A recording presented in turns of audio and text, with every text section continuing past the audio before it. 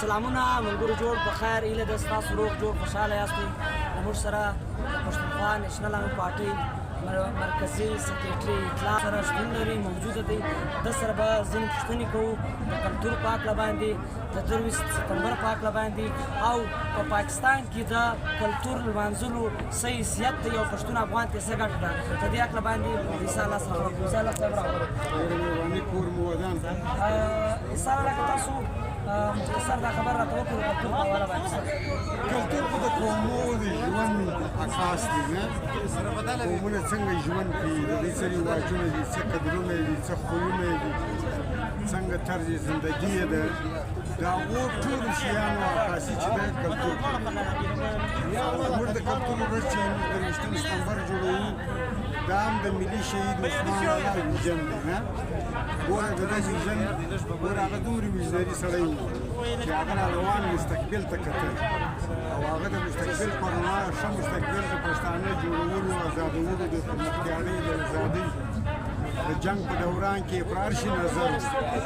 دا چې په 4 کاله مخکې 5 کاله مخکې په کوټه کې لوی عالمي سیمینار د پښتو ژبې سیمینار وټل کې د په اسلام آباد کې بیا یې حال راوکړي مشر وزیر ته ویلي وو چې ورسره تجویز وکړه چې زموږ د ثقافت ورځ دې وټاکل شي قومي کلتور ورځ دې وټاکل شي بیا هغه سیمینار د ده پر تجویز دا فیصله وکړه چې 23 سپتمبر به هر کال د پښتانه د ثقافت په ورځ جوړېږي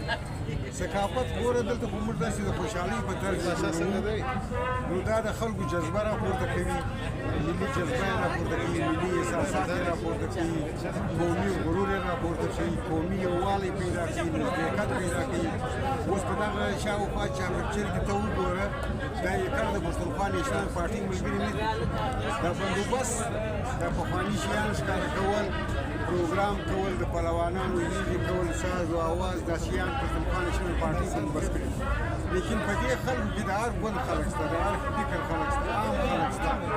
او دا ګرد دغه شی خپل بولي خپل یې بولي خپل کلتور یې بولي خپل رواج یې بولي خپل څه خوشحاله کېږي په هغه کې قومي غرور قومي بیداري دلیري راپورته کېږي قومي بیداري یې زیاتېږي د وطن سره یې مینه پیدا کېږي د خپل د تېرو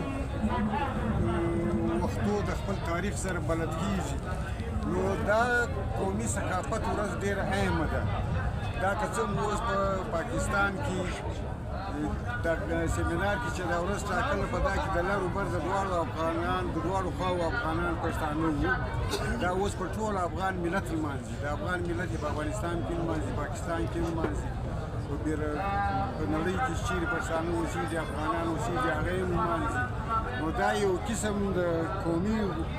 غرور د قومي یووالي راپورته کېدو ورځ جوړه شوه او دا به مخته بیا فرق وکړي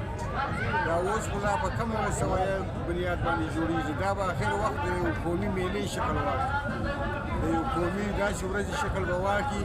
چې هر څوک به جوړوي اوس هم داسې تنظیمونه شته چې هغه سیاسي نه دي سماجي دي عام خلک دي هغه یې لمانځي هغه هم ځان پښتون بولي ځان افغان بولي دغه ورځ د ځان لپاره افتخار بولي نو د ملي شهید د ویژن دا دې ثابت شو لکه څنګه چې د دې لپاره د ویژن درلود دغه رقم چې د کوم نظریات د وطن د ازادۍ د خپلواکۍ لپاره درلود د آبادۍ لپاره یې درلود د تاریخ د جوړېدو لپاره یې درلود د یو منظم یووالي تاریخ یې درلود یا داسې به ویل نیشنل ایجنډا قومي ایجنډې لپاره یې درلود دا به هم مخته ځي د هغه دا شیان هغه ته هم وده ورکوي اوس هغه ته وده ورکوي لهذا او په دې لاره کې به انشاءالله خپله قومي ازادي او قومي خپلواکي عیسی الله یوه مختصره پوښتنه دغه ده چې موږ په دې کې شک هم نه وینو چې دا کومه کلتور ورځ چې دا له نورو قومونو موږ جلا کوي د پاکستان کوم د پاکستاني قومیت کومه بیانیه چې ده په هغه کې محکومو قومونو ته خپل جلا رنګ بیل رنګ ورکوي خو دلته د ګوتو په شمېر داسې خلک هم شته لکه د وړو کې د مالګو برابر داسې خلک شته چې د دې دغه کلتور یا دې مخالفت کوي د دې کلتور ورځې یا مناول مخالفت کوي د دې هکله موږ مختصر دغه شعر بسیار ګوره د خدای کړه ته نشي ردولی خدای چې څه پیدا کړي دي خدای چې کوم نظام پیدا کړی دي کوم قومونه پیدا کړي دي کوم چاته څه ورکړي دي توبه نعوذ بالله هغه ته نشي بدلولی دا یو هر چا ته خپل شی ورکړی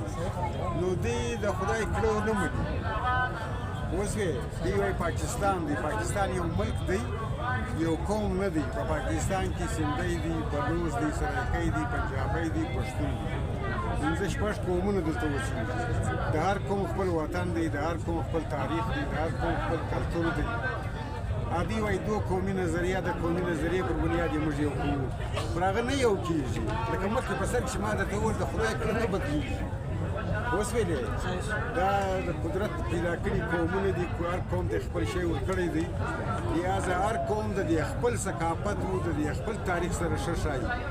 پاکستان په دې نه جوړېږي په دې نه مضبوطه کېږي چې ته د نور قومو ثقافتونه ووایې ژبې ووایې تاریخ یې ووایې تمدن یې ووایې قدرونه یې ووایې بیا به موږ هسې یو ډوله شی جوړ شو یو خوی به نه لرو یو ثقافت به نه لرو او بیا زموږ د ثقافت خو بیا زموږ د بیا موږ دود هم لرو زموږ دود دی زموږ ژوند چې دی د پښتو دود تابع دی پښتو دود چې دی یو غیر تحریري آیین دی دود کلتور ته ویلی د کلتور برخه ده د کلتور برخه ده موږ ته ویلی شو چې هغه زموږ ژوند چې دی مثال موږ چې روغبړ کوو په یو خاص انداز یې کوو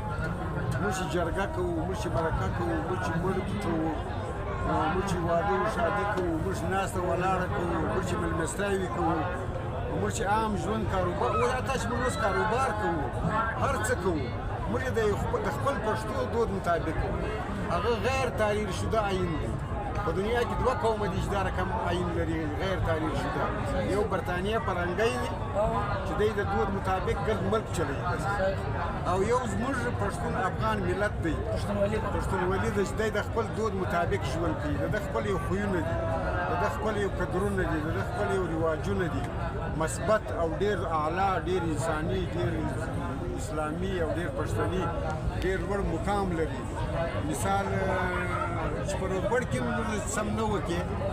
لا خلک محسوسوي وایي لا سم نه ملاوي سم روغبړ یې نه وکړي دا د دود خلاف خبره اوس ولې چې په روغبړ کې ولاړ نه شي خلک یې محسوسوي وایي کاڼی نه ولاړېږي دا د دود خلاف خبره ده زموږ جرګه ده زموږ ودونه دي زموږ ټول ژوند زموږ د دود سره تړلی کله چې موږ سره بند شو کمزوري و زورور چې سره او چې موږ نشو سره ګزارولی نو موږ د پاکستان انګریزي قانون ته رجوع که څه هم زموږ د وطن داسې خبرې راغلي دي چې د پاکستان تر سپریم کورټه تللي دي نه دي فیصله شوي سپریم کورټ فیصله وکړي هم نه عملي کېږي برته راشي مرکې ته مجبوره شي جرګې ته مجبوره شي مرکه او جرګه وشي بیا فیصله شي بیا خبره ختم شي شخړه ختم شي اخوابدي ختم شي یعنې زموږ دود اوس هم تر هر شي زورور دی زموږ کلتور اوس هم تر هر شي زورور دی اوس هم اثر شته په عمل کې هم شته په عمل کې هم شته د ژوند په ناسته ولاړه په روغبړ سیوا کې د ماجد د اول سبک چې درېږي په دغه سیوا کې د لمانځه بیا تر کور تر ناستې ولاړې شو زموږ د مشران خلک په اول سبک درېږي کشران ولاړ دي مخ ته نه ځي دا هم دود دی امې کوتو ده چې مشر ودرېږي رسول الله صلی الله حدیث دی که څوک د اذان او د اول سبک ثواب خبر سي مسلمانان لیکن موږ دلته هم په دود خیال ساتو چې دا مشر دی ته د مخ ته ودرېږي زه به شاته زموږ دود اوس هم برعکس دی قدرونه یې شته خویونه یې شته رواجونه یې شته او هغه قابل عمل دی او په عمل کې روان هم دي عام پښتانه یې په خپله کوي دا اوس ما تا ته وویل ته وګوره به دا خلکو کې دا خو د پښتونخوا نشان پارټي خلک نه خو عام خلک را روان نو د عام خلکو زموږ د میډیا سره څه کار دی موږ د ثقافت ورځوي نو دا خو د ده دود دی د ده ثقافت دی د ده رواج دی د ده تاریخ دی د ده عنعنات دي